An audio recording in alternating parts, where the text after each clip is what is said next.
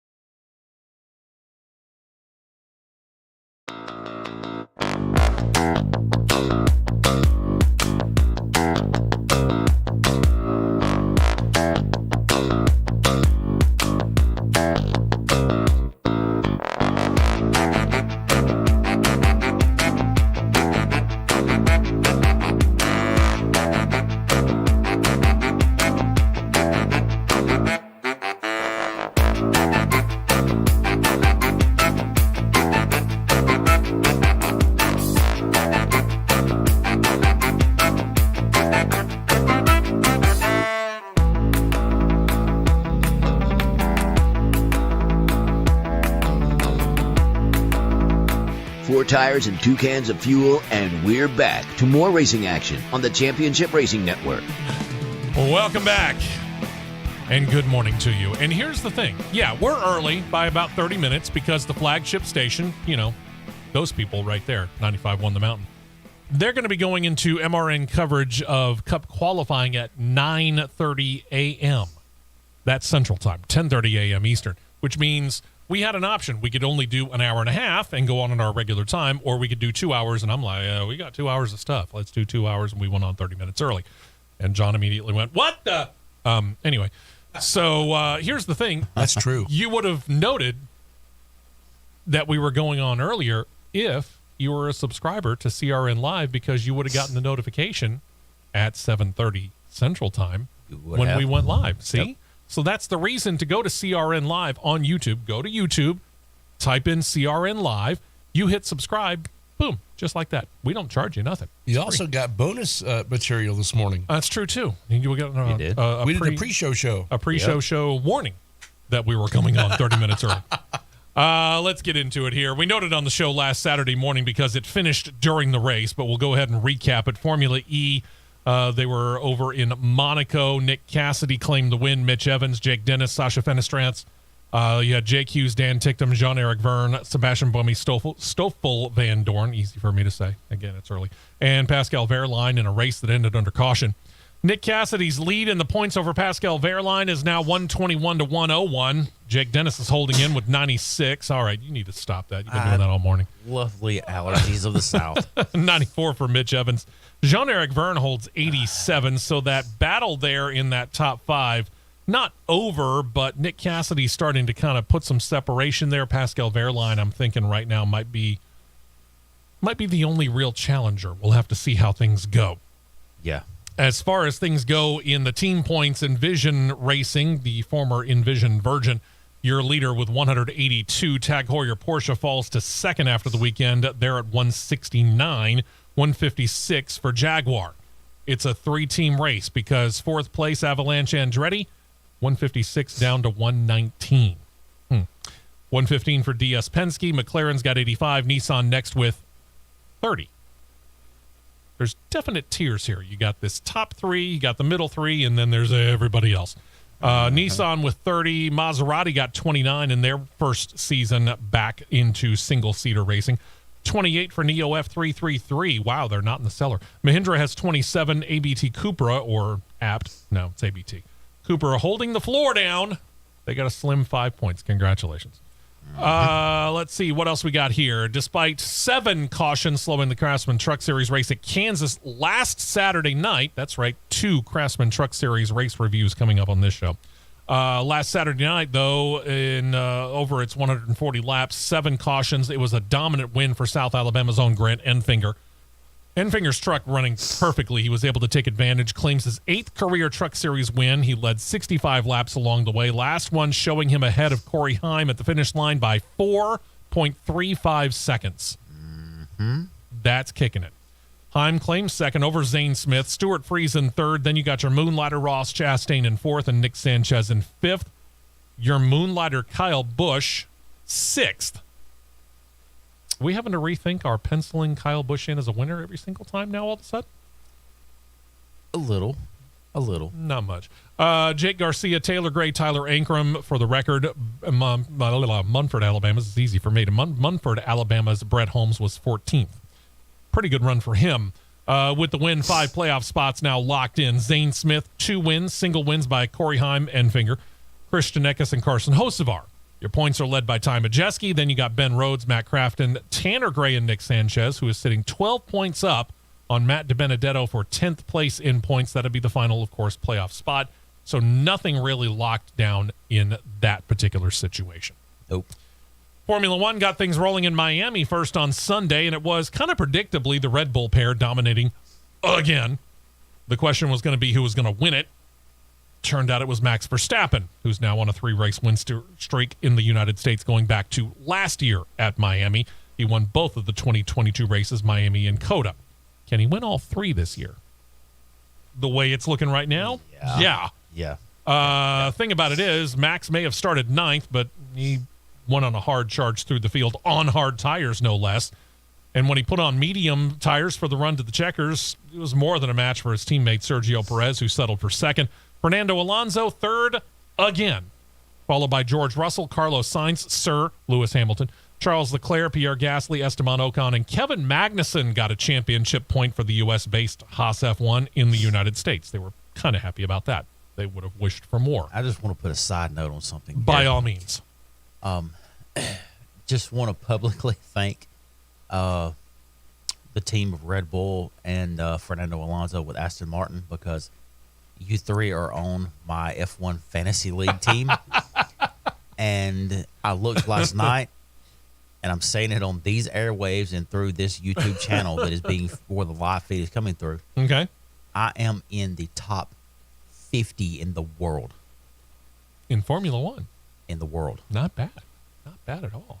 Yeah. Let's see. What else do we got here? Verstappen has a 119-105 lead over his teammate Sergio Perez in the championship points. Fernando Alonso is the only guy who can see them, and he needs binoculars to do that. He's got 75. 56 for Sir Lewis Hamilton, Carlos Sainz 44, George Russell 40, Charles Leclerc 34, 27 for Lance Stroll. Lando Norris has 10, and Pierre Gasly jumps into the top 10. He's got 8 points. Red Bull continues to nab those 1-2 finishes, and again, we called it after race 3 of the year. 224 points to 102 points over Aston Martin in the Constructors' Cup. That's not the difference between first and 10th. That's the difference between first and second, 224 to 102. Mercedes is third with 96, Ferrari 78, 14 for McLaren. Alpine is tied with them on that. Haas F1's got 8 total, 6 for Alfa Romeo, AlphaTauri 2. Williams has 1 after only 5 races in the 2023 season. Well, at least they have one. Yeah, congratulations. You're not shut out. That's surprising. Last season at this time, they had 0. Yeah, but in looking at what they've been able to do over at Williams, this has got to be something of a disappointment, because with the drivers that they have, granted, not necessarily your rookie Logan Sargent, but I think I would have expected a little more. This isn't the driver's fault. This is something going on with the car. This is all car. Yeah. It's not driver, it's all car. I would agree. Let's go from Florida and Formula One over to Kansas, where the Cup Series was racing, and it looked as though Kyle Larson was going to walk away with the win with about 50 laps to go. He was pulling away from his Hendrick Motorsports teammates, but Joe Gibbs Racing veteran driver Denny Hamlin began to use the long-run car that he had and close the gap, and on the final lap, coming off of turn 2, Hamlin was able to close in. He actually took some air off of Larson, which actually then prompted contact between the 11 and the 5. This was not, despite what you heard from the crowd, anything malicious on the part of Denny Hamlin. He did what he was supposed to do. He came in, he took air off the spoiler, it got Kyle Larson loose. That's what prompted the contact. That's what you do, if you can. Actually, if you really look at it, that's what happens with most accidents.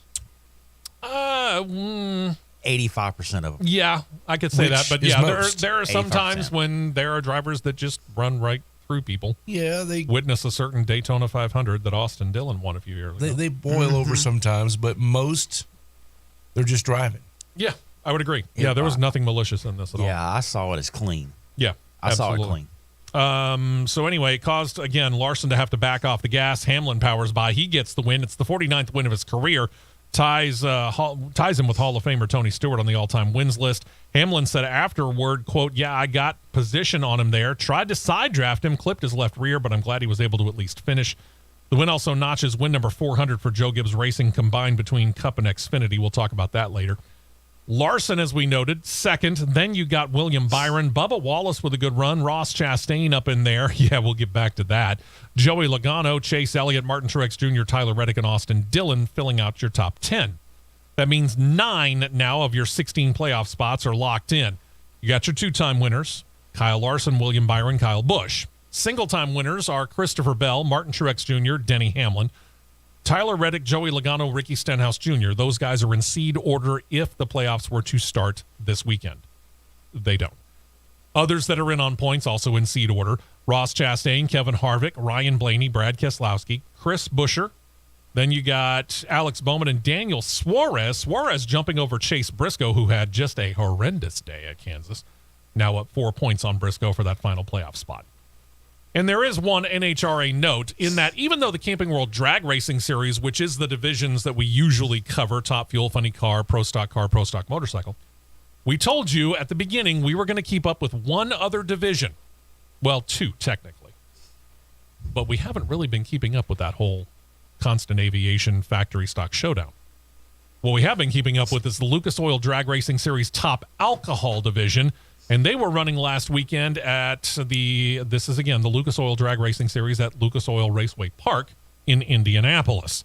Tony Stewart was there. Smoke claimed top qualifier position. I think that's the first time he's done that. Yeah.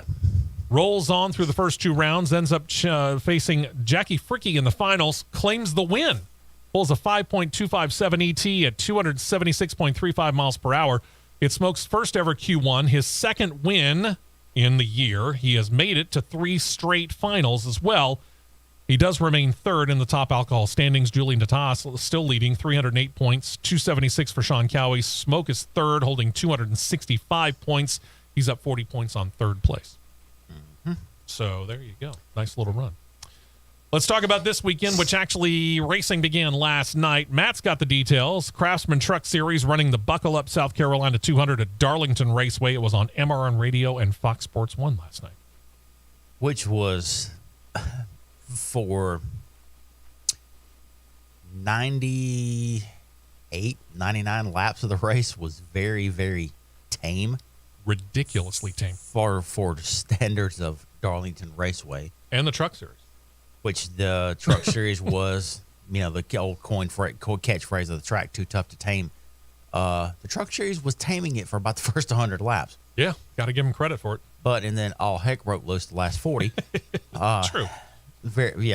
That's an understatement. Mm-hmm. But getting his second win of the year, it was Christian Eckes running the Herschel McGriff throwback truck. That too. Yeah, you had Stuart Friesen second, Tanner Gray third, William Byron fourth, Carson Hocevar fifth, Rajah Caruth sixth. Bubba Wallace diving down to the Truck Series this week was seventh, Corey Heim eighth, Dean Thompson ninth, and Caden Honeycutt driving for Young's Motorsports last night brought home the top 10. We talked about him just because he is the hometown kid, Brett Holmes from Munford. God, it's easy for me to do that. He did not have a great qualifying run, but he was able to somewhat recover. No, he was, how do I word this? He was a little edgy yesterday, being the first time he's ever rolled out onto the Lady in Black ever. And it's intimidating. Sight unseen. It's intimidating. There's no doubt about it. I had a short conversation with him last night and another response this morning. His quote to me was, that place is definitely not easy to learn for sure. I said, it's not easy for anybody. No. Mm-mm. I told him, I said, you did a very admirable job being on that track sight unseen, qualifying 34th, having to take a provisional because the time was way down further than what everybody else was, which honestly was, I guess you could say, kind of maybe expected. Yeah, somewhat, I guess. But he rallied to finish 22nd, got back. He fell down 2 laps down, but got back on the lead lap and finished 22nd. Can't complain about that. Excuse me, check that, 23rd. Yeah. Can't complain about that. Able to fight back from 2 laps down at Darlington. I said, dude, you learned. You had a clean truck. Yeah. On to the next one. I said, next week it's going to be that much more fun. Yeah. And here's the thing. This is a season where, you'd like to grab a win anytime you can grab one, but realistically, this is a marathon. It's not a sprint. You can't just look at one race. You got to look at everything as a whole, and he's doing well on the year. All right. I want to find something real quick. Okay. While you're finding that, let's go ahead and run down the rest of the schedule here. Today, Xfinity Series is going to get their chance at the Lady in Black, going to run the Shriners Children's 200 at Darlington. That's Fox Sports 1 and MRN Radio. Starts 1:30 p.m. Eastern, 12:30 p.m. Central Time. Sunday, not a whole lot going on. Really only 2 races that we cover on a regular basis here on the show. Cup Series at Darlington as well, running the Goodyear 400, airing on Fox Sports 1 and MRN Radio, 3 p.m. Eastern, 2 p.m. Central Time. Once again, they're punting on a straight-up battle. By the way, I have to admit, I just realized something. It's not on Fox Sports 1, the Xfinity Series. They're putting that on Fox. They are. But they're putting the Cup Series on Fox Sports 1. What? The reason Yeah. I say Can is there. you say duh? Yeah. The reason I say, once again, punting on a straight-up TV battle, that's because IndyCar jumps in next, but not much later. They're going to run the GMR Grand Prix of Indianapolis on the Indy Road Course. 14 turns, 2.43 mile, 9-mile-long road course. That's on NBC and the IndyCar Racing Network. 3:30 p.m. Eastern, 2:30 p.m. Central Time. So literally they will start about 30 minutes away from each other. Like last week when Fox could have put the Cup Series up against Formula One, which was on ABC, and done a straight-up comparison battle, they punted, shoved the Cup Series over to Fox Sports 1. This week, they could have run them straight up against IndyCar, chose to punt, putting the Cup Series once again on Fox Sports 1. All right. Why? I don't know. Dabbling back into the Kansas Truck Series results last week. There you go. All right. By the way, Formula E, Formula One, NHRA all off this weekend. We had a truck that was basically a start and park. Ran 35 laps. 35 laps. You know what his result of not finishing the race was? On the list? Out of fuel. Really? Out of fuel. Not after 35 laps. Sorry. No. Doesn't cut it. We got to take a break. When we come back, let's get into some news, and it starts with, I'd like to call it a fight, but it wasn't really that much of a fight. We'll give you all the details of it. So, yeah, we'll lead off with the Cup Series. We'll talk about what NASCAR, if anything, may decide to do about that in the future. And don't forget, coming up later in the show, last segment, so second hour, final segment of the show, Matt and I are going to go over the paint schemes from last night, today, and tomorrow and figure out our personal best in show. Stay right here for more on the Championship Racing Network.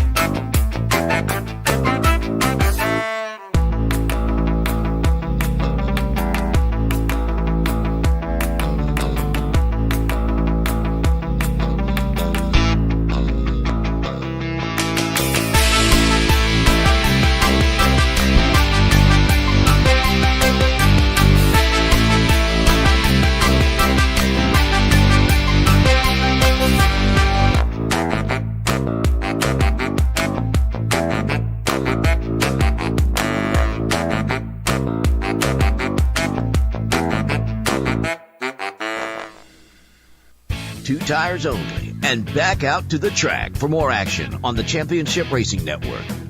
Hey, welcome back into the show. Steve West, Matt Nicholson, producer John Myers here. And following last weekend's race at Kansas, a couple of things went on that were mildly surprising. Denny Hamlin, as he was getting out of his car, he kind of surprisingly started hearing some boos, which, again, Yeah. I get it. Kyle Larson's a popular driver, and quick initial trigger reaction might be, Denny Hamlin dumped him. He didn't. You got to look at it closer.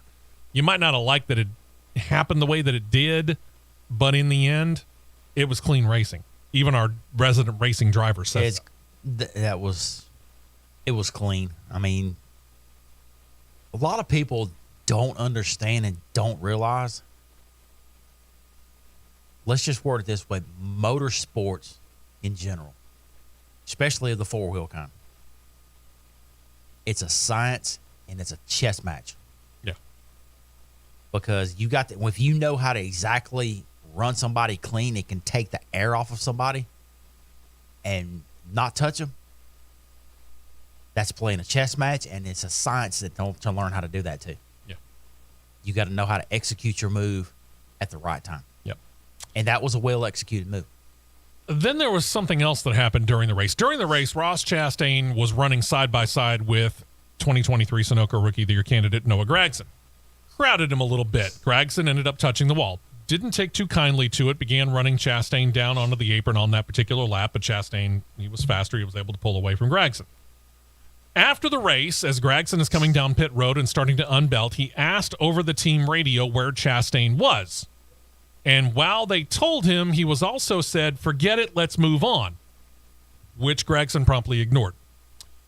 Instead, he walked up to Gragson, began to ask Chastain in paraphrase form here because this is family radio and we don't want to get fined. By the look on his face, it wasn't really asking, more like demanding.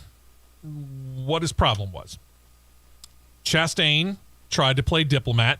Gragson, again, having none of it. Grabbed a fistful of Chastain's fire suit right here. That prompted Chastain to warn Gragson twice to stop. Even if you just watch the video and you don't have the audio, you can see Chastain saying, not once, twice, stop.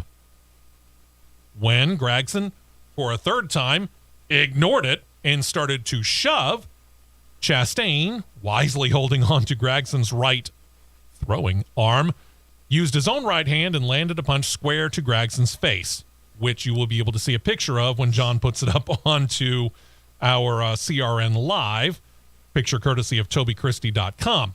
Now, that particular move did prompt Gragson to let Chastain go because he had the intent then of trying to go after Chastain.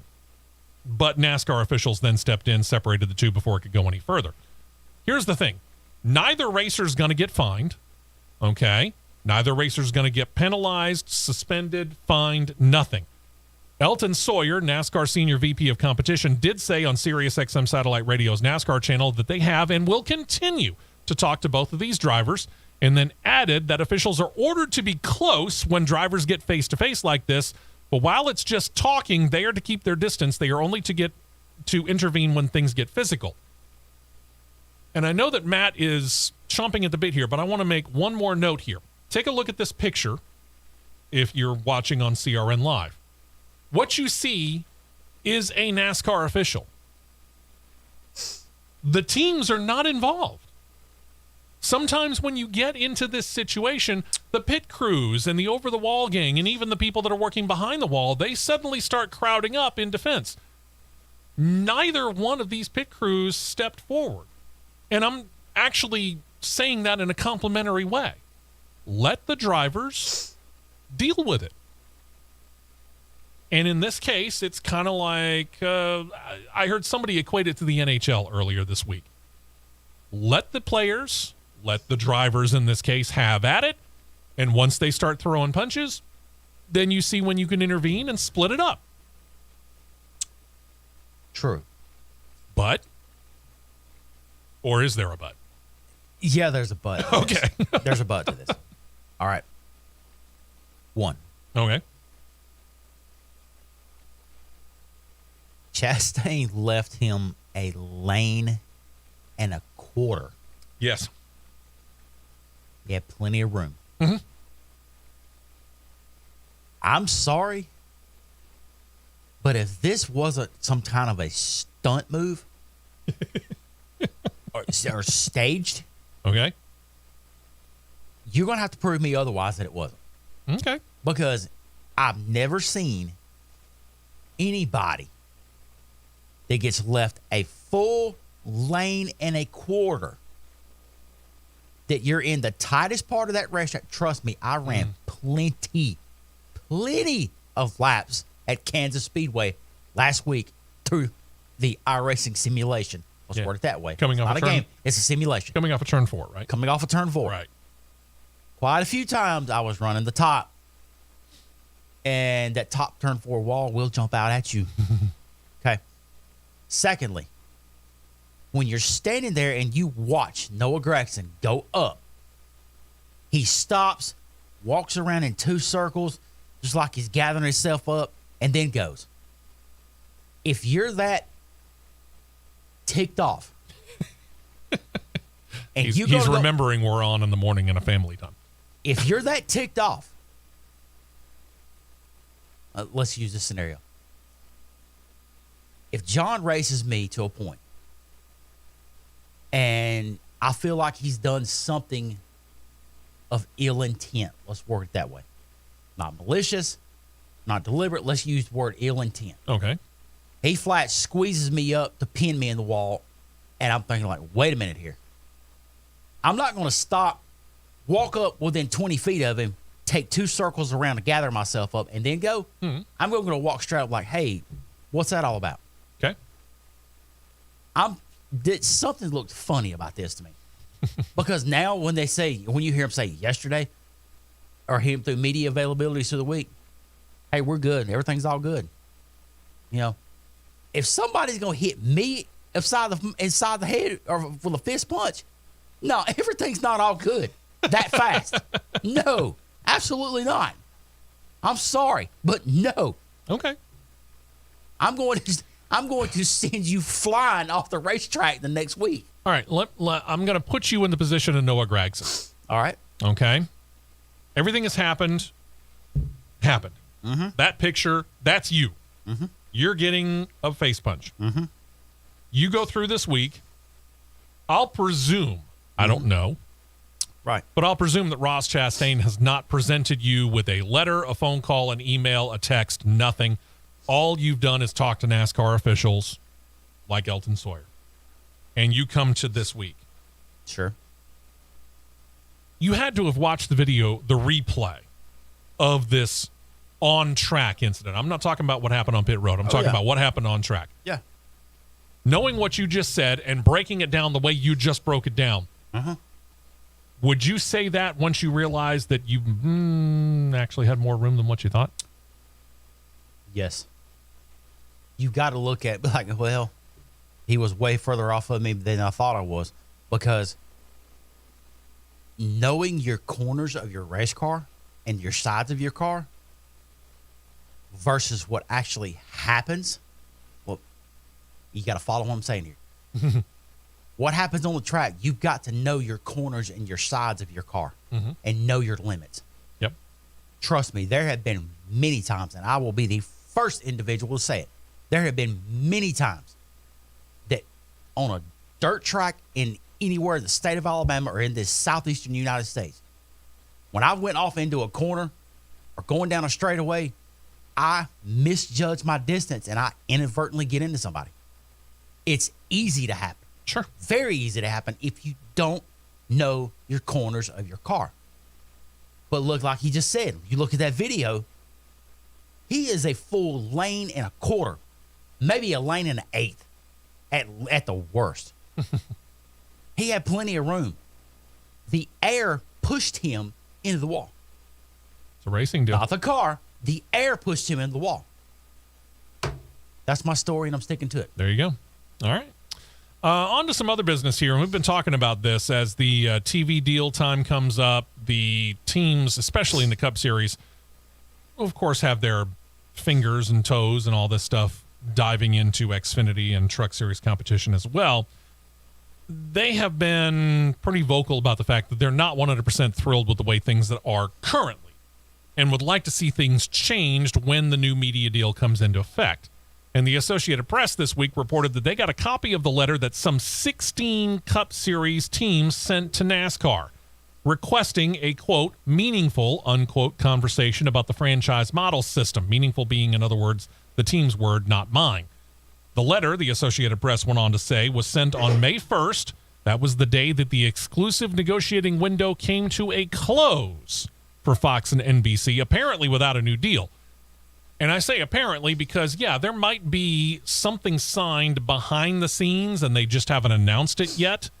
But truth be told, we're on May 13th. We're about halfway into the month now. If there was even the handshake agreement of this kind of a deal, because you're talking about potentially multiple billions of dollars exchanging hands for the rights to televise NASCAR, I would think that at least Fox or NBC, depending on who it was, maybe both of them, would have said, we have agreed to terms, we're finalizing the details of it. Since we haven't heard that, I'm thinking now it's wide open for anybody and everybody. But either way, back to the letter, there seems to be some good news. Apparently, the teams of NASCAR have come to a, quote, tentative acceptance of the economic split of the new media deal, unquote. But the flip side of that relates to the 36 charters. That's the ones that, of course, that guarantee the number of cars that are going to start. The charters have become expensive. More teams are interested either in expanding out the number of entries that they run, or they're coming into the series as new teams. So the ones that currently hold those 36 charters, they want guarantees for the amount of money that they're spending on the charters. And it, again, this isn't the charter system itself that bothers the teams. It seems that what they want to do is not to have to renew the charters. You have to do that periodically. They want to make those charters permanent. In other words, we spend, what, $10 to $15 million for a charter. Mm-hmm. We'd like that money to be permanent. Now, that's the worth. If I own a charter and Matt comes in, let's say I own 2 charters. Mm-hmm. Matt comes in, he wants to start his own single car operation, and I've got my car, the main car, sitting over here, and it's running fine, but I've got this other car that I'm really only running and not paying as much attention to probably as I should. It's lagging behind in performance, whatever. One car's doing great, but the other car's not doing so good. Matt comes in, he sees an opportunity. Hey, I'd like to buy that charter for you. That 10 to 15 million is the current running value, give or take, of that charter. That is not the renewal fee. But again, if you're paying a renewal fee every year, every other year, every 2, 3, 5 years, because honestly, I don't know exactly how often they have to renew it. I think it's 2. There's a clause into it. They check. It's a performance clause. It's based off of the performance of that car in that specific charter. Okay. Rick Ware. Yeah. Fire. So either way, the value that what it would be for me to sell it to Matt for his team is different from what we are paying to John as NASCAR to be able to keep that charter under Steve West Racing or Matt Nicholson Racing. But either way, the letter seems to indicate that acceptance of any new media deal would be dependent upon making the charters permanent. NASCAR hasn't commented other than to say that they got the letter on May 4th and that talks with the teams will continue. But here's the thing. NASCAR hasn't really discussed anything about making those charters permanent at all. So I don't know whether this is something that's actually on the table or not. You got to consider where it's coming from. Yeah, it's coming from the teams. This is a team situation through the Associated Press, who say, this is what we got in the letter. I haven't seen the letter. I haven't seen them post up a picture of the letter. Said Associated Press reporter that I'm referring to, they like to put things in a fryer and run with it, no pun intended. Yeah. So we'll see. So that's why I said you got to consider where it's coming from. Yeah. Because said reporter and other said reporters that run in their little clique, they're not the greatest of reporting accurate stuff right off the bat. And usually the Associated Press, at one point in time, the Associated Press was a Bible in the broadcasting industry. You used the AP constantly because they were great at it. Now, unfortunately, it's one of those things where I attribute it specifically to a source because this is what they're reporting. We don't have proof of that. Time will tell. Ding. Going to take a break. When we come back, we'll talk about the NASCAR 75 greatest drivers list. We got Craftsman Truck Series news, including a bit of a medical situation for one Brett Holmes Racing. And coming up later today, normally we wouldn't be talking about a driver coming back or racing later today, but because he's coming back after injury, it seemed appropriate that we should. So that's what we're going to do. 75 greatest drivers, a bit of a medical problem, and recovering from a medical situation. All that's on deck as we roll on right here on CRN. We will be right back with more on the Championship Racing Network.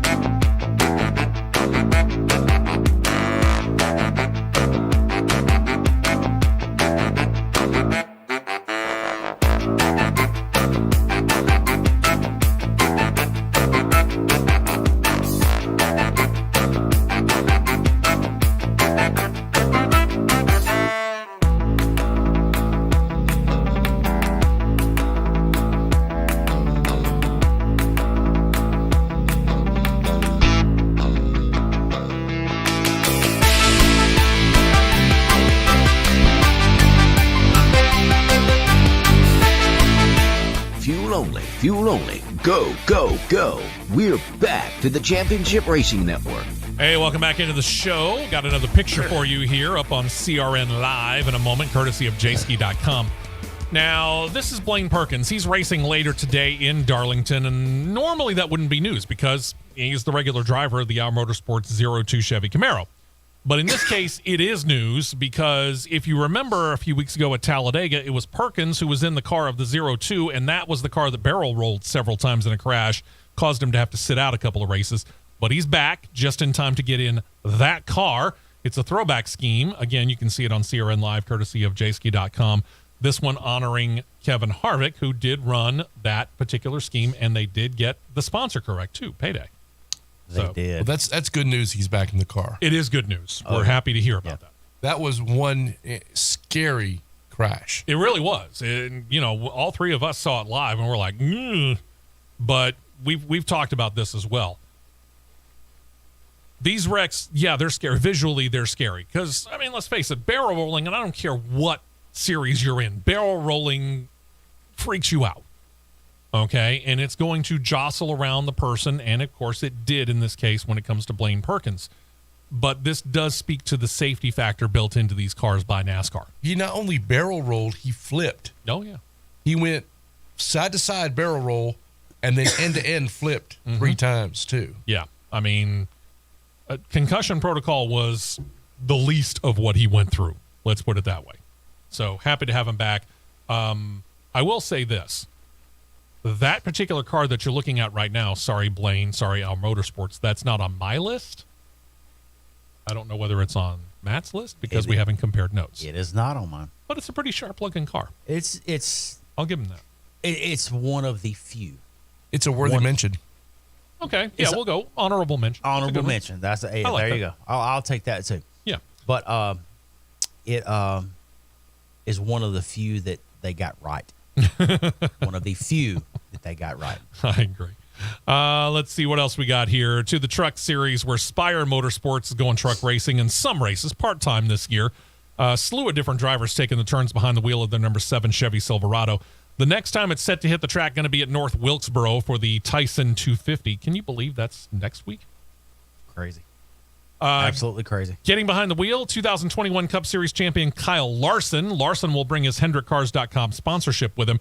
And you might be thinking to yourself, wait a minute, wasn't that supposed to be another driver? You're right, it was. It was supposed to be another Hendrick Motorsports driver slated to drive that truck. It was Alex Bowman, who's out due to injury. So he can't drive his own Cup car, much less guest for another team. In the throwback that continues to deliver the throwback that never dies. Yeah. That's the throwback that never dies. Yeah, it's the old Ricky Hendrick, HendrickCars.com look. From, oh gosh, 20 years ago? 2001. More than 20 years ago. But yeah, and here's the thing. Should it go away? No. I don't have a problem with them keeping it around.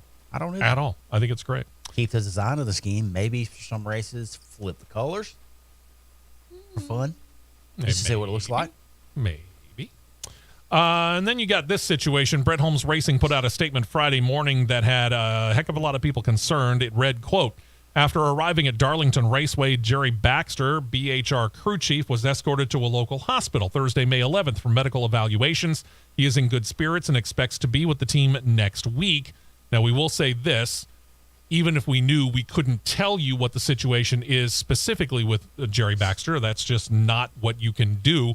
But what else do we know, Matt, about what happened with Munford, Alabama's own Truck Series driver and team? Yeah, as you just said, it is out there, but we can't say for privacy reasons. Once they put it out officially in a statement, then we could. It's a different story. We're also going to respect the privacy. Everything should be good to go next week. It was it's something that's not uncommon. Let's just say it that way. But he should be good to go. He had Sheldon Creed's crew chief, Jeff Stankiewicz, fill in last night. Nice. And as considering the circumstances, being with a new voice on the box and being at a place that you've never seen that light of day of, very admirable finish last night. Very admirable job. And then some more staff changes they've got on the team as well. He's got a new spotter as well, which I think is going to only make him that much more better, because I could tell listening to the scanner feed on the NASCAR app, huge difference in communication. And you could tell spotter kept driver way more calm. Okay. And at Darlington, that's huge. And he adapted way quicker and way better. Yeah. At Darlington, keeping your driver calm is huge because it's easy to get frustrated there.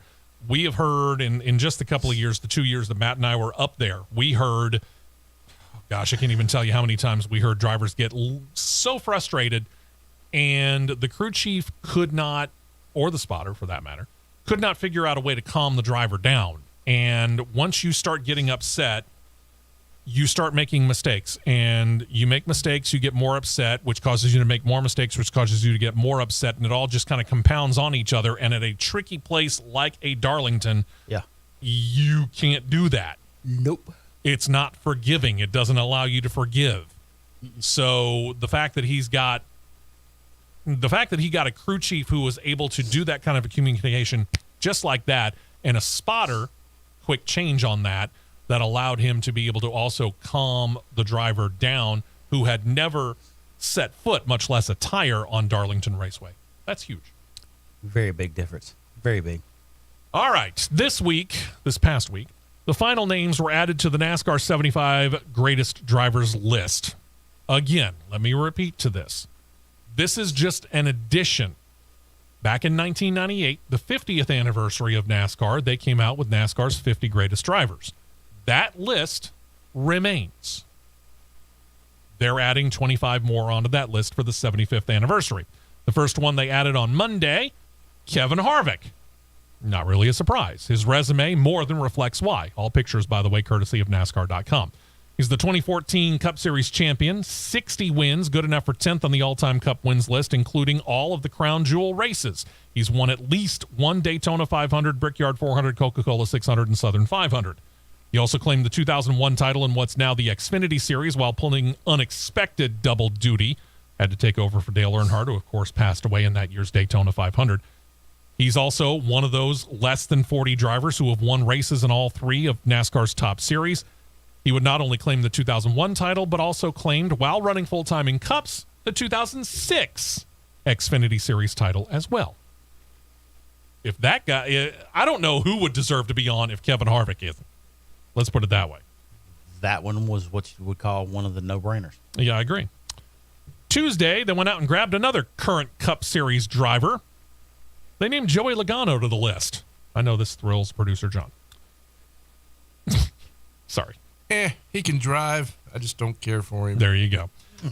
With a resume that includes 2 Cup titles, 32 wins and counting in Cup Series competition, and another one of those drivers who's won at least one race in all 3 top series, and won at least one race for a dozen straight years and running. Claimed the 2015 Daytona 500, the very first ever Bristol Dirt Series race, and the very first ever LA Mausoleum Busch Light Clash to go with 30 Xfinity and 2 Craftsman Truck Series wins. Harvick and Logano brought up to 8 the number of current drivers on that list. Technically, it's 9. We'll get back to that. Wednesday was a retired driver. It was Matt Kenseth. Matt Kenseth deserves to be on there as well. Kenseth claiming 39 Cup wins in his career and the Cup title in 2003, the last title winner before the playoffs were introduced. How about that for a little bit of trivia for you?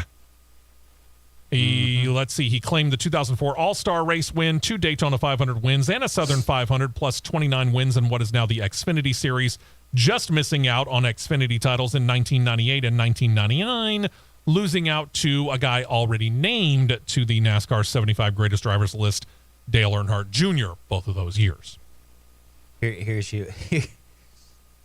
I've got to throw this in there because this guy, when he gets on the Twitter, he is the best person to follow. Okay. Some of his commentary, let's word it that way.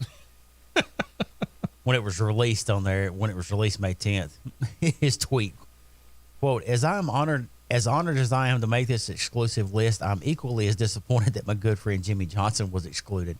He's had a solid career, and I really feel like he belongs here in number 74. And his next one is, and does anybody know what happened to my blue check mark? Well, that you'll have to talk to Elon Musk about. Yeah. But Matt Kenseth noted it. He was the 74th of 75 drivers named. Now, we honestly thought that they would probably wait until the very end and put Dale Earnhardt Jr. on at the end. Nope.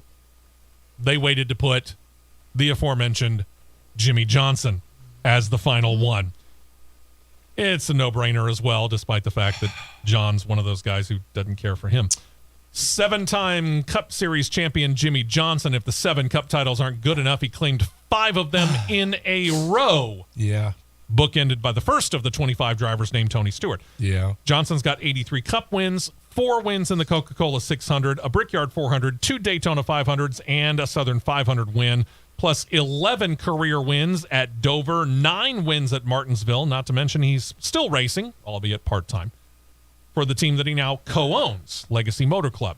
He has an Xfinity Series win to his credit, along with 4 All-Star race wins, 2 wins in what's now the Busch Light Clash. And let's face it, once he becomes eligible, he's a shoo-in for the NASCAR Hall of Fame. That's a first As ballot. much as he rubs me the wrong way and as much as I dislike him, I give him props. He can drive. He deserves to be in the Hall. Well, he certainly knows how to drive NASCAR. IndyCar? Okay, yeah. Clarify that. Jury's kind of out on that one. We were talking NASCAR, not IndyCar yet. Okay. RTR. I still say you should have ran the ovals. Just saying. All right. And John, feel free if you choose, because you've said this and you've admitted it. You are a casual racing fan, Absolutely. whereas Matt and I are much more avid than you. This But is true. thinking about the 75 drivers all time, and let's do the current limits here. Matt, I'll start with you. 4-car team limit. Who are you going with? And it's got to be off the 75 list? Yeah, let's take it off the 75 driver list, and let's just put them all. Let's say that they're all in their prime. You can go anybody at any time. Who are you going with? I'm going to go Kyle Busch. I'm going to go Ron Hornaday Jr. Ooh, that's a poll. I'm going to go Kyle Larson. Wow, you're sticking pretty modern. And I will. So you want to stay on the 25 current? Okay, I'm just asking. I'm curious as to your parameters, because that could be a different question actually. If you could choose 4 drivers only from the 25 that came out, and you've chosen 3 of them. I'll go 4 from the 25 that came out, 4 from 25 all time. Okay. Kyle Busch, Ron Hornaday, Kyle Larson, and Mike Stefanik. I like that list. 75 all time. And people's going to ask me why I choose one over the other here. Well, let's face it. There's 75, and I'm only giving you 4 slots. You There's argument for that all day long. You give me these 4 in their prime. And if my phone goes off in a little bit and it says good call from Russell Branham, I'll say, you're welcome. David Pearson. David Pearson's in the 1 slot. Mm-hmm. In the 2 slot, I'm going to go Dale Jarrett. Oh, wow. Okay. 3rd slot, because I've heard this question asked a lot of times. What would he have been if he hadn't have lost his life? Davey Allison. Yeah. And in the 4 slot, see, Pearson, Jarrett, Allison.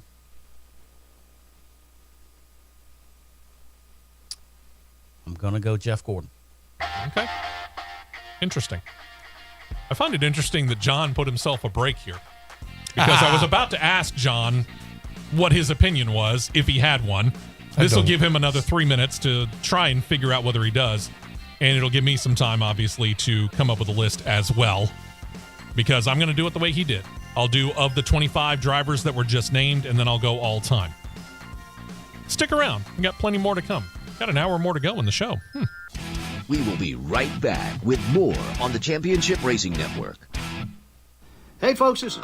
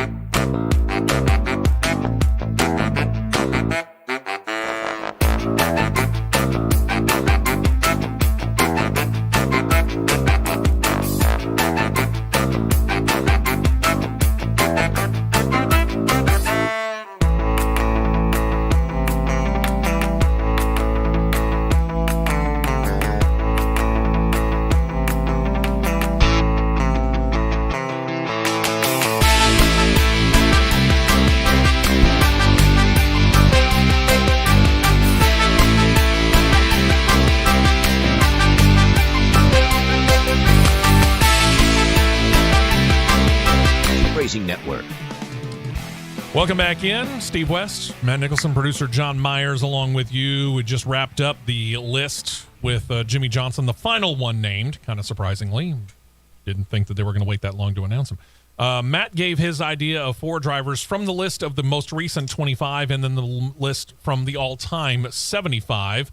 John, producer John, I gave you the option. You could participate if you chose. Do you choose? Well, me not knowing everything there is to know about NASCAR like you, I will attempt. I don't know who's on the list. Okay, don't worry about who's on the list. Who would you choose? I do believe Richard Petty is one of those names on the list. He definitely is, yes. Definitely. He's my first pick. Okay. Just because that's when I was into NASCAR. You've always been a Richard Petty fan. Yeah, I agree. The second pick, Dale Sr. Okay. Didn't like him too much, but man, he was intimidating. Yeah. Third pick, Tony Stewart. Okay. Fourth pick, get back to me. Martin Truex is on the list. A player to be named later. Yeah, he's on the list, but yeah. He's your current favorite driver. You're just not sure that he's necessarily worthy over others that might be there? That's correct. Okay. Who was your third pick? Smoke. Tony Stewart. Yes. So Richard Petty, Dale Earnhardt Sr., Yes. and Tony Stewart. Yes. That's a stout 3 right there. I'll give him that. Of the 25 most recent drivers that were named, Smoke is the obvious choice for me. Not just because I've been a fan of his, but I like his driving style. I like his leadership ability. I like the fact that he can basically get into any car at any time and he can drive it and drive it well. I like his cockiness. I want to hang you right there. Here's what I'm going to do. In our live YouTube chat feed, I'm going to put our respective teams in. Oh, okay. I've got John's respective team in. He's got the one team. Okay. I'm going to put both of Steve's teams in. I will enter both of my teams in. Okay. You're watching via YouTube. Whose team is the strongest and why? I like it. And why? I like it. There's nothing on the line. It's just, what do you think? Okay. Again, back to the current 25. The leader's Smoke. It's Tony Stewart. Yep. I've been kind of going back and forth between the two, but truth be told, I'm going to go Joey Logano over Kyle Busch. Barely. It's skin of the teeth. Okay? The other two are somewhat similar to what Matt started to do. Mm-hmm. They're not from the Cup Series.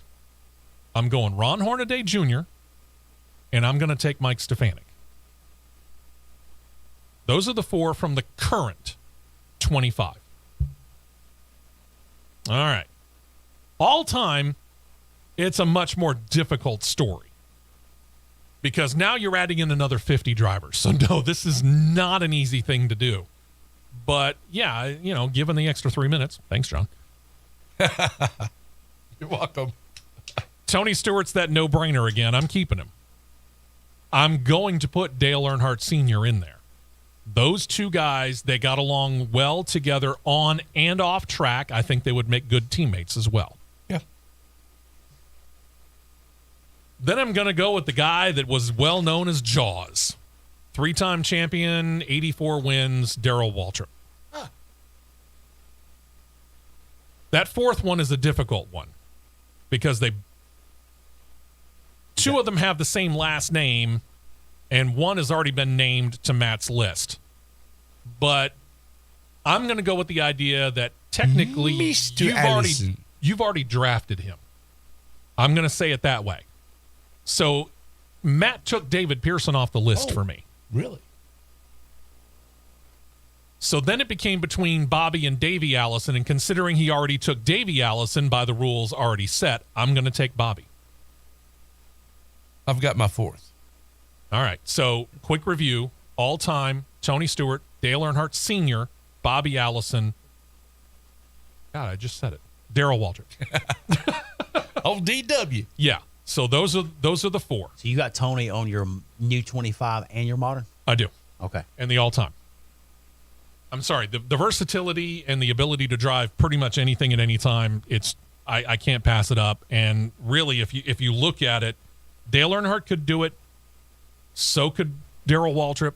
So could Bobby Allison. Those guys were winning and performing well in just about any kind of car on any kind of track. And John, your fourth pick is? First of all, my 3 picks were Richard Petty, Yes. Smoke, Yep. Dale Sr. My fourth, I'm not holding John, by the way, to the already drafted deal. my fourth, Mr. Harold Gant. That's a strong one. I will admit. That's a strong one. I'll go back over mine one more time. My Yep. modern 25. Kyle Busch. My second one was Ron Hornaday Jr. Mhm. My third one was Kyle Larson. He's typing as he's saying, by the way, just to let you know. And my fourth one was Mike Stefanik. Yep. My new 25 is the way I'm labeling it. Yeah. My all-time team. David Pearson. It's riveting radio listening to somebody type, isn't it? It was David Pearson, God, that's a strong pick. Dale Jarrett, Davey Allison,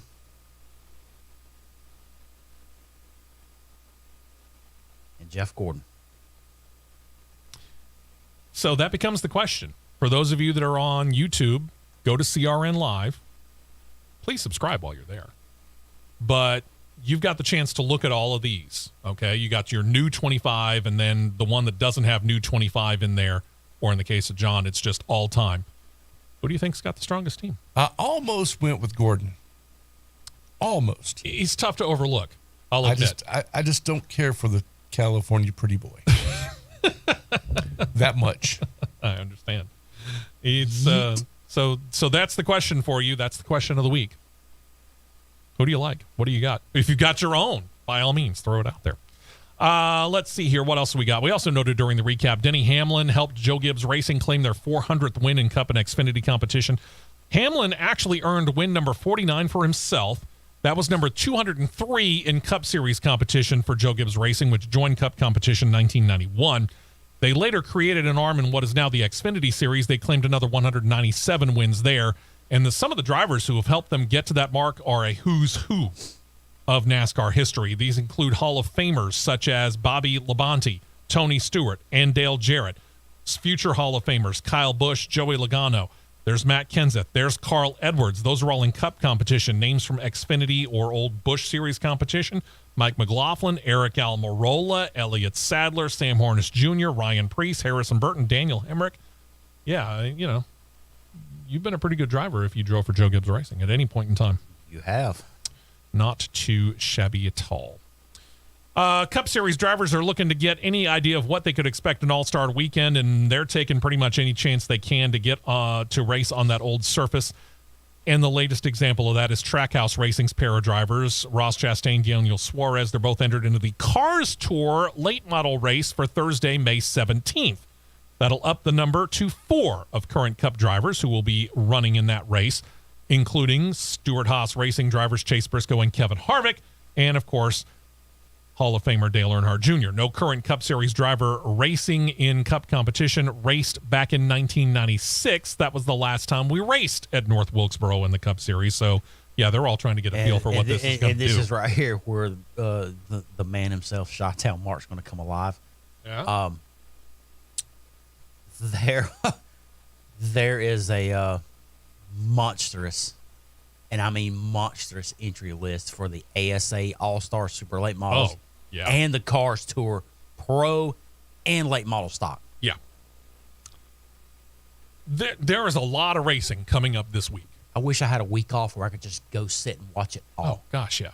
When does the racing actually start? Is it Tuesday? Tuesday. Tuesday night. John, go ahead and put this picture up. I don't even know if you've seen this, Matt. I have, yeah. Okay. I have.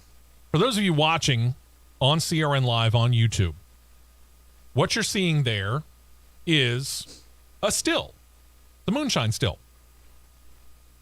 This is a trophy, too. And this is going to be introduced and given in some form to every single winner of every single Division Series race all throughout this coming week. They're introducing this new trophy for All-Star Week, version of it, again, to be handed out. The trophy being shown courtesy of jski.com is a version of an old moonshine still, this particular one crafted by Call Family Distillers. Starting small with the first race Tuesday and getting gradually bigger all the way up through the weekend and through the week to the winner of the All-Star race itself. The All-Star race version of that trophy is going to be so big it needs 2 people to carry it.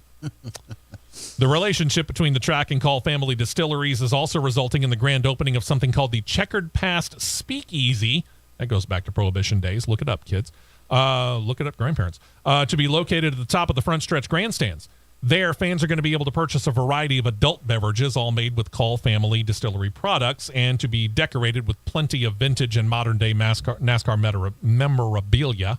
I'm a professional communicator. Don't try this at home. And this entry is via a checkered flag door, again, at the top of the grandstands.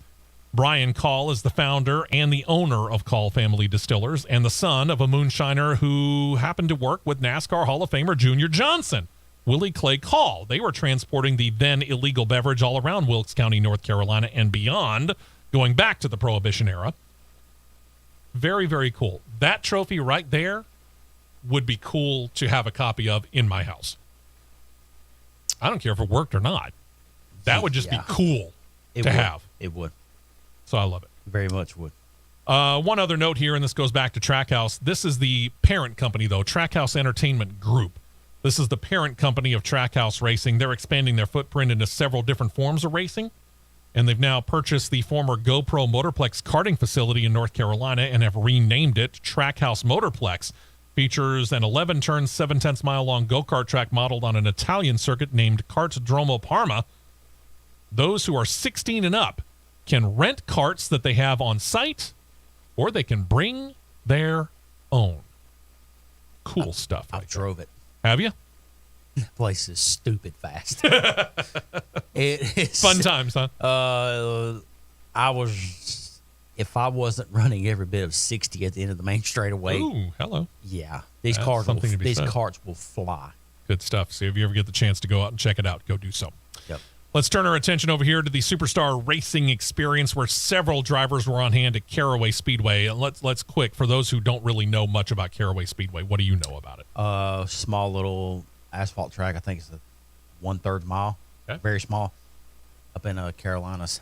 Seemed fairly high banked. It's a decent sized bank little track. Not only they had the SRX cars there. I think I saw a video last night. Kevin and Keelan got in a little match with the Legend cars. That was fun to watch. So anyway, they were there for some preseason Superstar Racing Experience testing. Some of the drivers in attendance: Kevin Harvick, Kyle Busch, Brad Keselowski, Casey Kane. Ron Capps was on hand, as was Clint Boyer, all able to get in some laps. Now, this was... It wasn't really for speed or timing, or if they were keeping speeds or they were timing these things out. They certainly didn't release that to the public. But this was also to allow the mechanics to tweak on the cars because remember, they're trying to keep these cars as even as they can and leave it up to the drivers to settle it on the track. So again, no word on that, but yeah, they got a chance to shake down the racers and get a feel for what to expect and to check out and make sure that their seats were properly fitted. Yep. So good stuff. We're getting that much closer. That's what, mid-July? So we're about 2 months away. Mm-hmm. National Hot Rod Association, in addition to the All-Star Call-Out series that is going to be coming for the Pro Stock Car Division at Chicago's Route 66 Raceway next weekend, you got the Mission Foods Too Fast, Too Tasty NHRA Challenge holding their second event of the year there as well. This time when the competitors line up to take each other on and out, you'll add in some riders from the Pro Stock Motorcycle Division too. 12 competitors in all. Each winner in the challenge are going to get 3 championship points added to their tally once we get into the chase for the championship coming up, the final 6 races of the year. Let's take a break. When we come back, we turn our attention over to Indycar. A couple of bits of news from them, and we'll talk Formula One as well. It's hard to believe we've got just over 30 minutes left in this week's edition. But yep, that's the situation. Remember, we started early because we got to join the flagship station.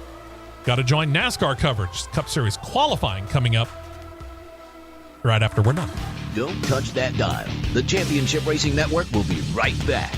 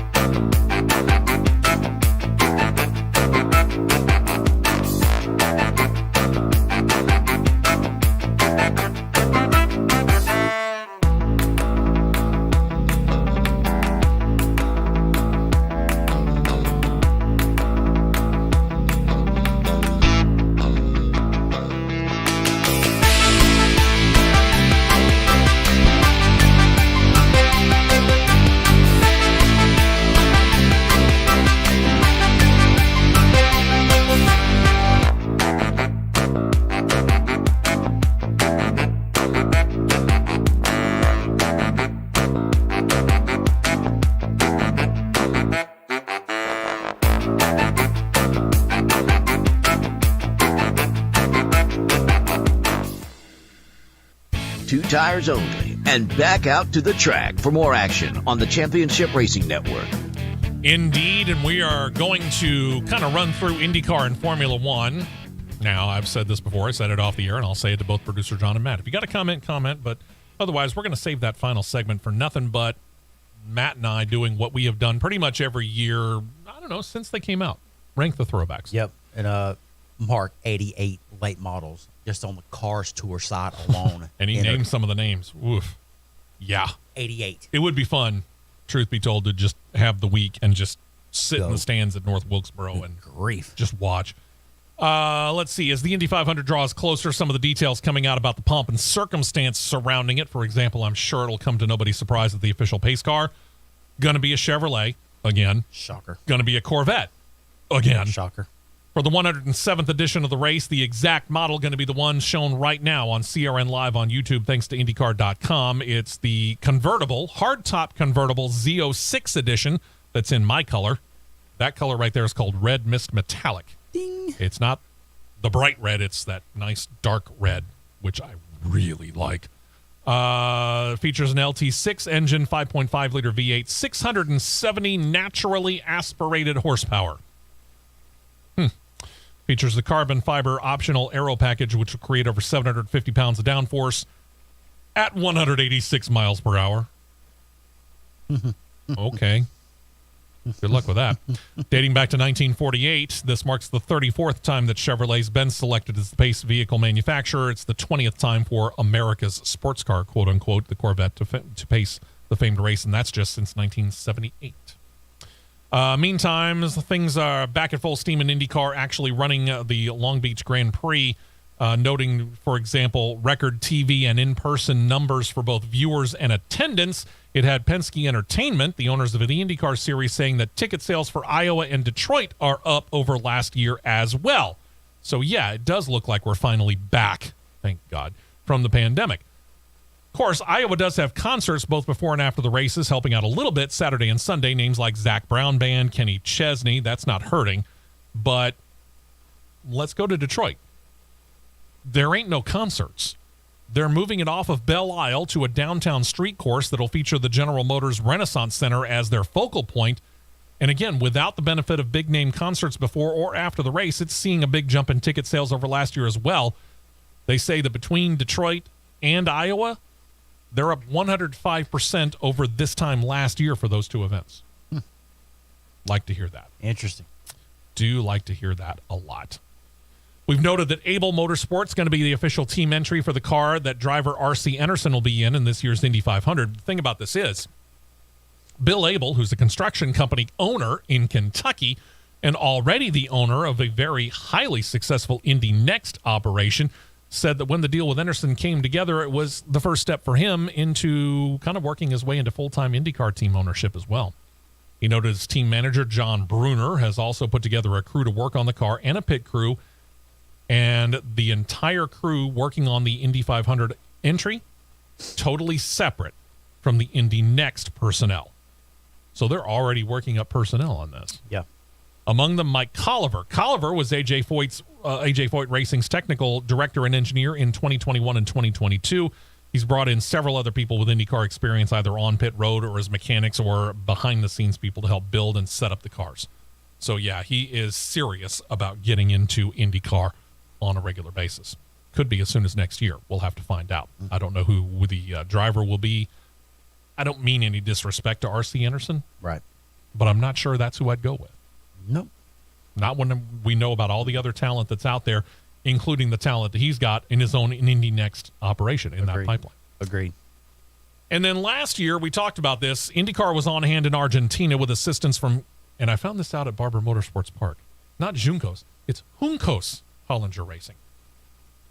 I sit corrected. And soon to be 2023 rookie driver Agustin Canapino, they went out there, they did an exhibition race, and it was very, very well attended. Good course. Now, the aforementioned Miles said, quote, "It is highly likely we would be doing something down there like a post-championship race, a 9 points race. I do think that if we go, it'll be an enormous event pulling in fans from much of South America, and it's a pretty good time zone, too, from a U.S. television audience perspective. So it has a lot to offer. We'll see if we can get it done." Argentina is, by the way, in the Atlantic time zone, or about 2 hours ahead of where we are right here at CRN's base. We're in the Central time. It's 1 hour ahead of Eastern time. So, yeah, it wouldn't really be bad. It could be a good television event. This is a first step, though, and I'll be honest with you, it needs to be in a situation where IndyCar thinks about doing this on a points basis. Because right now, IndyCar is very North America, really read U.S., Canada centric. Mm-hmm. You've got a great Formula One course that's in Mexico City they could easily run. And then you could expand down into South America as well. And there's a couple of different courses that you could run down there in Brazil alone, not to mention Argentina. And we've said it before. Their season runs from March to September. Everybody else is pretty much either early March or mid to late February into November. Right. There's a lot of room for expansion on the part of IndyCar. Mm-hmm.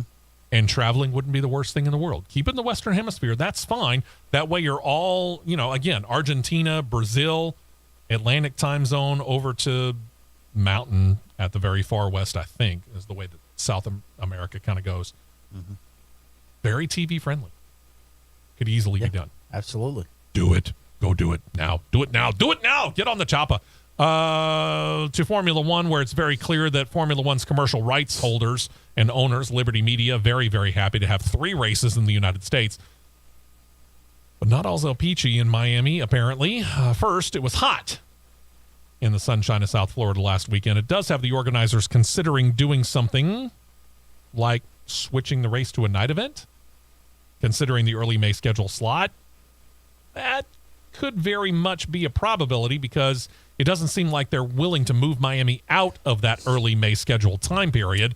And considering that the weather down there can be somewhat iffy, we don't know whether it's going to be hot or cold, which, cold in South Florida is a relative term. Flag on the play. Bring it. Personal foul against Formula One. Actions detrimental to motorsports. Uh-oh. You are a race car driver. Heat comes with the process. Heat comes with the process and the territory. But there is room for this. You bunch of prima donnas. Give me a break. Currently, 6 of the 23 races take place at night. Miami Dolphins CEO Tom Garfinkel confirmed that discussions have taken place about it, noting that in the early May slot, things are somewhat unpredictable weather-wise. But Formula One and TV are factors that have to be included in this discussion before you could make a move to evenings or whether it could actually take place. You are running in the southern United States in May. Get over it. Yeah. Make the move. Don't Give me make the a move. break. Just stop talking about it and either do it or don't do it. I You don't wear care. a fire suit, fireproof underwear, a helmet, and boots that will sweat your feet off if heat gets on it just right. Trust me, I know. Give me a break. Yeah. None of you would survive 500 miles right down the road, right off exit 173. You hang a left and run about 3 miles down the road at that little tiny place that sits on 212 acres just to your right, better known as Talladega Super Speedway. You would not survive. No. You wouldn't survive walking down the boulevard, much less walking on a track.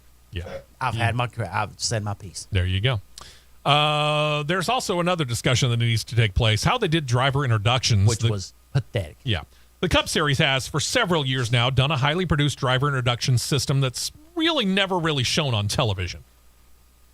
That's why it's not that big of a deal. Our friend at Talladega, for example, Matt Coulter, is the guy, and he basically rapid fires 38 to 40 names every single Cup Series race, whether it's in the spring or in the fall. And they run fairly quickly through that, and the drivers come down, and they're able to throw hats out or whatever it is out into the crowd, and then they get onto a pickup truck and they do their little thing. In Formula One, it seemed to be a little bit more highly produced. And remember, Sky Sports, therefore ABC ESPN, which uses Sky Sports coverage of Formula One, they did show the Formula One driver introductions leading up to the Miami Grand Prix. And it was done by rapper, actor, and Formula One fan LL Cool J. After the fact, several drivers were asked about it, and few of them cared for it. McLaren's Lando Norris said, quote, "None of the drivers like it, but it's not for us at the end of the day to say." Alex Albon of Williams only said, quote, "It's the show. We're in the show business now." Mercedes driver George Russell said, quote, "Personally, it's probably not for me, but that's just my personal opinion." Now, did anybody like it? Well, yeah, as it turned out, a couple of drivers actually kind of did. Sir Lewis Hamilton said Formula One, quote, "is trying new things, trying to improve the show, and I'm in full support of that."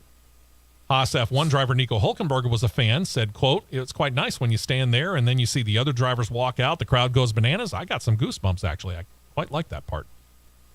Then there's Pierre Gasly, who decided to take a very Switzerland or neutral approach to things. He saw both sides of it. He said, quote, "It was too long. Not enough time before jumping into the car. I don't know how the other drivers feel, but I like sometimes when you need to be down and kind of get into your own little bubble right before you jump in the car. But overall, it was a good try. I'm sure next time we're going to do some small tweaks. Next time." If you want to have the prime driver introduction candidates to do it for you, Formula One, I've got 3 people for you. Bring it. The initials are TC, JT, and EM. All I'm saying. Because we would love for them to leave our friendly confines. It would be a lot of fun. That would be great. It'd be a lot of fun. Cattle farmer. Yeah. Let's see, who else can we get ourselves into? AlphaTauri looking for answers. They've struggled out of the gate in 2023. They're currently 9th in Constructors' Cup points. And it's got Red Bull Motorsports advisor Helmut Marko talking about that sister operation. Apparently, he delivered an ultimatum directed straight at rookie driver Nick de Vries. The report from a Spanish. No, it was a German. I take that back. The report from a German newspaper said that, well, Marko basically gave de Vries until Spain to improve. What might happen if he doesn't, we don't know. And that led to some people playing Connect the Dots. Quick aside. Stop playing Connect the Dots. Wait until something comes out official, would you? Rumors are rumors. Don't start the rumor for the love. Anyway, rumors started to come out Thursday that Red Bull reserve driver Daniel Ricciardo, who did visit the AlphaTauri headquarters in Italy and did have a seat fitting, had many coming to the conclusion, without the reports to back it up, that Ricciardo's being prepped to take over for de Vries if his performance doesn't pick up by Spain. Sources that ESPN did not identify did say that Ricciardo was not there to be a pressure point for de Vries, but it was merely a seat-fitting exercise because he's got a contract with Red Bull. It's that reserve contract that we talked about at the beginning of the year. Remember, his reserve contract with Red Bull is exclusive to Red Bull. It's not transferable to AlphaTauri. So, if Nick de Vries should be released, the next driver in line would be a Red Bull Junior driver running currently in Super Formula named Liam Lawson. Who? Yeah, exactly. I get the funny feeling Nick de Vries is going to be just fine. All we're hearing is we're trying to light a fire under the rookie. That's it. Give him time. You're 5 races into the year, and he's a rookie. He needs the time. And on that note, Then there's Pirelli. Pirelli Tire Company is the official tire provider for Formula One. They said they were caught somewhat unaware about the downforce that the new for 2023 cars have. Apparently, they thought that it was going to be a little bit less, but it's much higher than they initially anticipated. So now they're planning on bringing in a new tire compound for next year, one that they're planning to actually introduce for the first and second practice sessions at the Spanish Grand Prix early next month. And they say likely will put them into use, if everything checks out, at the British Grand Prix in July as test beds as well. Now, some years ago, we'll get back to that. The tire situation is important. I mean, tires are the only contact that you have with the ground. Yep. If you're having a downforce issue where you have a lot more downforce on the car than what you expected, and you build a compound as the driver, what kind of a situation does that make for, in this case, Pirelli? Does it break down the tires faster? when you have more force and more contact patch on the ground, when cars got more downforce, therefore you're putting more pressure on the tires, therefore causing more wear, therefore causing the car to not be drivable. It's the best way to put it. That's the situation. So we'll see whether or not at the Spanish Grand Prix, FP1 and FP2, whether these tires make that much of a difference. And if they hold up, what then happens when we go to Britain when they put that particular compound into use. And then one more note here. Some years ago, there was a popular chain of entertainment and racing places put in malls around the country. 2 of them in Atlanta, one here in Birmingham, for example. Both producer John and I worked there. It was called the Nascar Silicon Motor Speedway. I presume Matt probably knew about it if he didn't race there. I've raced there thousands of times. I miss that place. We all three, I think, have hundreds, if not thousands of miles on our particular licenses. Atlanta Motor Speedway here. Yeah. Oh, yeah. It featured, depending on the location, anywhere from 8 to 16 cars. All were on hydraulic shocks that allowed you to feel as though you were on the track while you were racing on tracks like Daytona, Atlanta, Charlotte, Richmond, Bristol, or Indianapolis.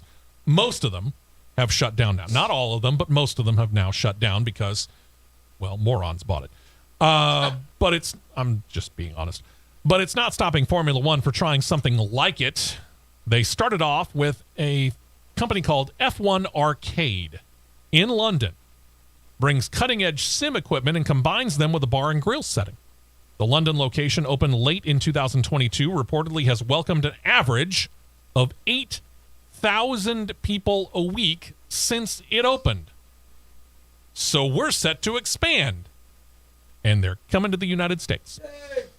The first location is going to be in a place that hasn't even considered hosting a Formula One race. Boston, my city of birth. It'll open in early 2024. It'll be at the Boston Seaport, to be exact, in a very large space that will accommodate the simulators, a large bar, and even some high-end private rooms for rent, which could all be combined, by the way, for a private party or corporate event that could comfortably accommodate up to 200 people. Each location, with some 20 of them eventually planned for the United States, will feature about 60 simulators each with full motion and audiovisual effects. In addition, customers will get a full array of adult beverages along with an array of non-alcoholic offerings. Simulators and adult beverages. That'll be a great combo. That won't mix. And food offerings from all around the world planned. In addition to the Boston location, plans are to open one later this year in Birmingham, England. No plans for Birmingham, Alabama yet. Okay, let's see. Flights from Hartsfield Jackson to Boston Logan. That's a straight flight, boys and girls. Coming right up. Yep, that's a non-stop straight flight. And that would be a fun thing to go to. Yeah, well, the Patriots game, too. Sure. Did I say that out loud? Did he? Throwbacks next. Stay right here for more on the Championship Racing Network.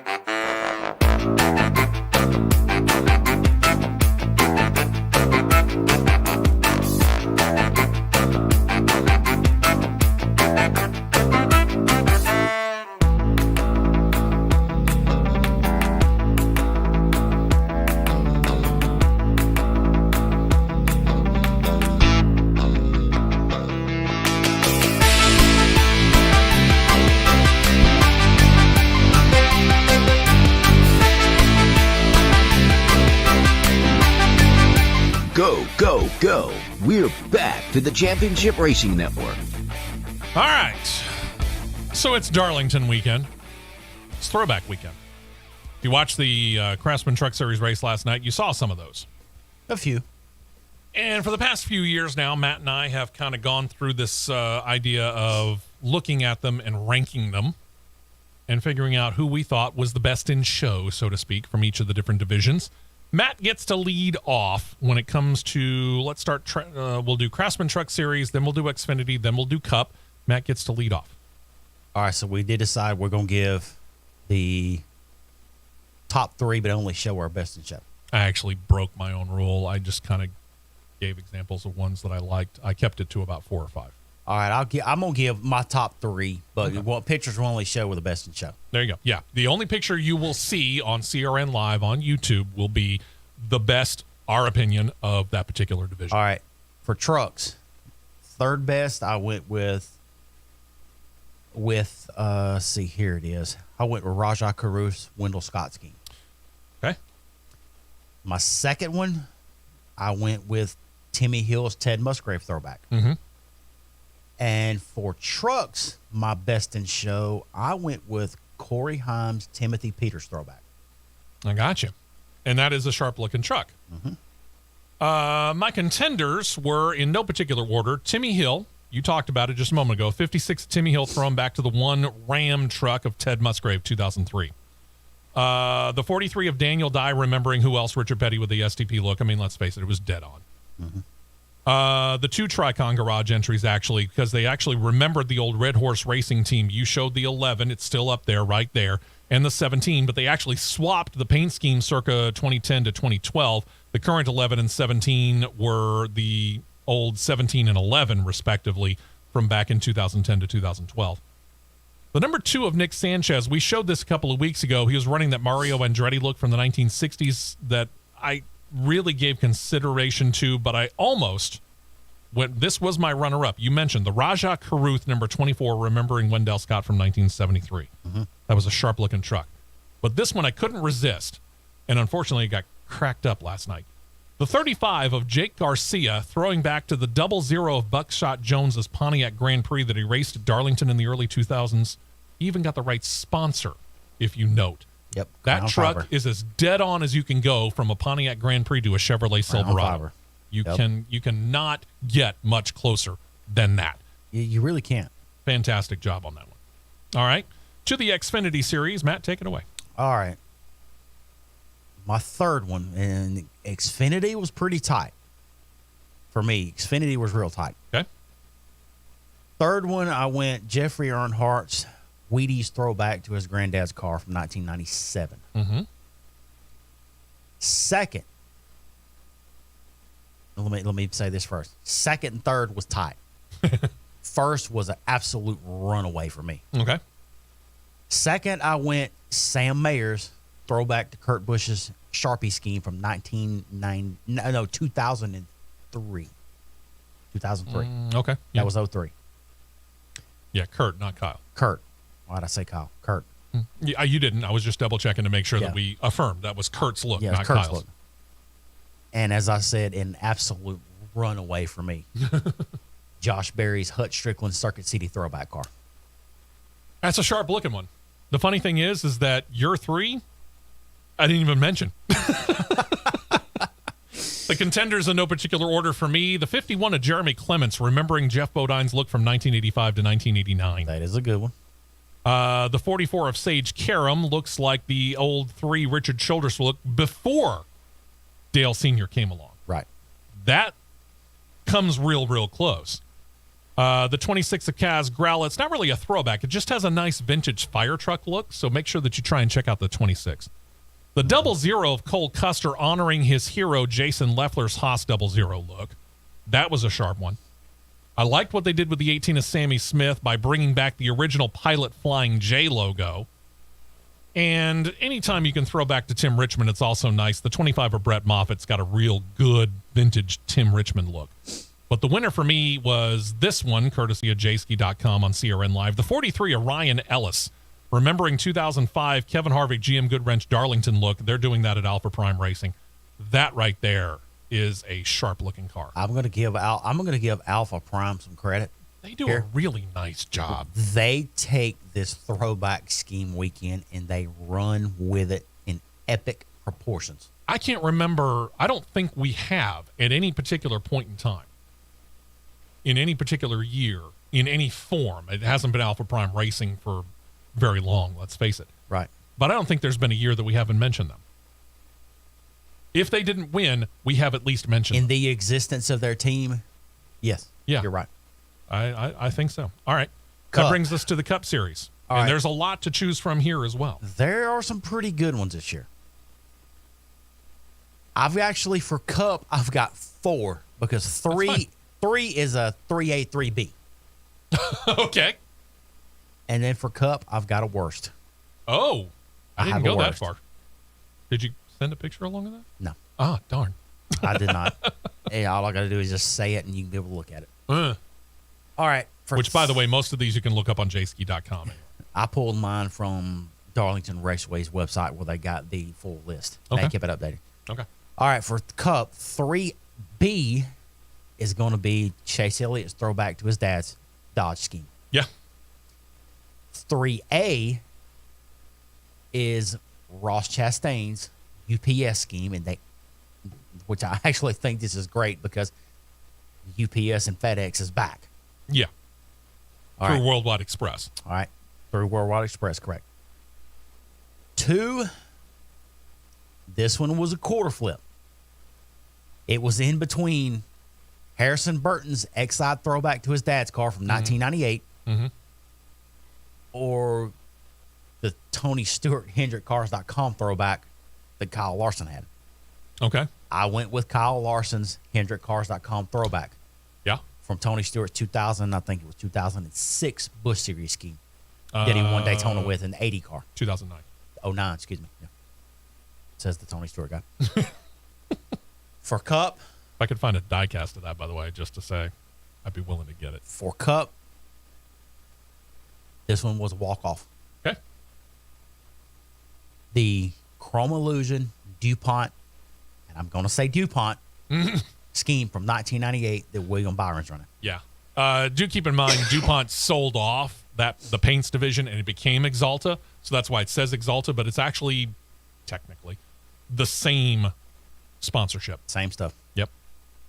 I went in numerical order, but I'm actually going to change things up. I'm going to go in no particular order here. You mentioned the 21 of Harrison Burton, showing off Jeff Burton's Exide batteries, number 99. They did a very, very nice job on that one. They did. Stewart Haas Racing did a pretty good job of equating Dale Earnhardt Jr.'s Major League Baseball All-Star Game scheme for the 10 of Eric Almirola. They did. I like that one. You mentioned the 9 of Chase Elliott. That thing is almost a dead-on, straight-up image of his father, Bill Elliott's Dodge dealer's look from 2003, 2004. You remember back when Dodge raced in NASCAR? Remember that? You also mentioned the 5 of Kyle Larson, looking pretty dead on to the 2009 Xfinity Daytona season opener winning car of Tony Stewart. You mentioned the 1 of Ross Chastain, throwing back to the Dale Jarrett UPS look. Just because it's a classic look, I mentioned Brad Keselowski on the 6 car showing off that classic Castrol GTX look. John Force-esque. Oh, yeah. Very, very much so. And I also noted Corey LaJoy and Spire Motorsports, remembering Corey's grandfather, Don LaJoy's classic look on the 7 car, which was technically the 711. Very good-looking car. But the winner for me, just because it's just too sharp. I'm going the 22 of Joey Logano because it mirrors almost exactly Mark Donahue's AMC Matador look, which is noticeable for being the very first NASCAR win for team owner Roger Penske. I always have liked that look, and they've done it. They did it not only for road racing and NASCAR racing, they did it for street cars as well. They did. And I'll be real honest with you, if I could find a Javelin in that, you'd have a hard time trying to figure out how to keep me from begging my wife for the money to buy it. Yep. That right there is a sharp, sharp look. Love that. My honorable mention for Cup Okay. is going to be Daniel Suarez, Ricky Rudd, Quaker State throwback. Yeah, I got to go honorable I gave a mention lot there. of consideration to it, but I couldn't quite pull the trigger because there was something off. I couldn't put my finger on it, but there was something off about it. It's the numbers setting forward on the doors. Sorry. I mean, I get that, but there was something more about it, and I can't really place it because we could have had that complaint on any one. I had that complaint on the 22. The Q on Quaker State is astronomically large. That's true. There was just something just that much off about it that made me leave it off the list. But gentlemen, my worst in show. Okay. Before I give my overall best in show. Dear Sunny Delight, what Oh, on my God. God's green earth are you doing? I know where you're going. You talk about missing the boat. Oof. Now, if you could incorporate blue into this car, you get it right. The orange and yellow just not working. Sorry, but it's not working. You're talking about the 4 The 4 car. for Kevin Harvick. They're saying they're trying to equate his American the Online old scheme. AOL online scheme that he was supposed to run but didn't run. He was going to drive it in 2001 before he got called up. And they put a picture. I'm sorry, I wish we'd had the pictures to be able to show you the comparison, because they tried to make a comparison picture between the two. John, if you let's go back, bring back that Joey Logano real quick for me, if you don't mind. Okay, you see where you've got the 22 car in the red, white, and blue, and up top you can see the Mark Donahue one that they're throwing back to. They did something similar when they showed the 4 car, to where in the background you can see the car they're trying to throw back to. I hate to tell Sunny Delight, they didn't get it. You dropped the ball on that one. They missed it wildly. It wasn't very delightful. No. Not good at all. And I get it, AOL doesn't exist, but you could have done a much better job trying to at least get the font of the lettering better and correct. They didn't try to do that. They didn't really try to get the coloring of it correct. They missed it. Or even badly. use coloring. There you go. Best in show overall. Okay. And this is a hands down walk off and no question. For him. For me. Probably the largest walk off for me in the throwback era. Okay. Josh Berry's 8 car. Okay. I love that car. It is a sharp car. I love that car. They got it right. The design, the numbering, the font of even Tire Pros is correct. You can lock it down. You can lock it down, boys and girls. That's the way it is. That's our opinion. You may have different opinions, and, certainly you're more than welcome to pass them along here. Now, again, we've talked about this. We had to start 30 minutes early because our flagship station, the one that's right over my shoulder there, they are an MRN affiliate. MRN, PRN, of course, the two that cover NASCAR on a regular basis, depending on the track. Well, they're going to get things rolling early over there in Darlington, which means they're going to get Cup Series qualifying rolling here, 10:30 a.m. Eastern, 9:30 a.m. Central Time, which is why we had to go on 30 minutes early, because we wanted to give you the 2 hours that we normally do. So therefore, we're about ready to head on down the road, and we're going to go check out some qualifying and some racing ourselves. John gets to go from this particular job to another job. I know you're thrilled about that, John. Oh, yeah. Because John doesn't get to watch racing. John has to watch golf. Golf clap. Yeah, God. RTR, baby. Roll Tide, baby. Exactly. He'll be saying that a lot today. Just try and keep himself awake.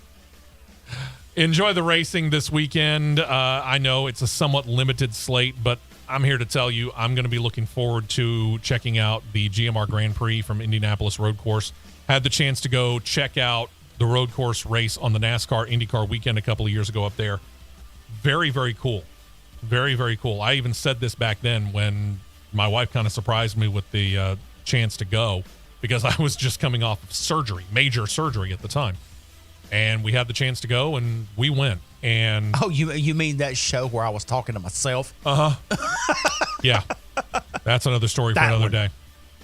But there are certain places that you walk onto the grounds of, and history beats you about the head. Darlington's one of them. Indianapolis is another. And we're going to both of those this weekend, whether you're a NASCAR or IndyCar racing. Check out the racing. Enjoy the racing. We'll be back again next week, we think, at our regular time. 9 a.m. Eastern, 8 a.m. Central Time. Right? Correct. Unless things change radically all of a sudden on us and we don't realize it, which we're hoping doesn't happen. True. Y'all have a great weekend. Like we said, enjoy the racing. Be careful out there. Happy Mother's Day to all the moms, grandmoms, and soon-to-be moms. And we'll talk to you next weekend right here on the Championship Racing Network. See ya.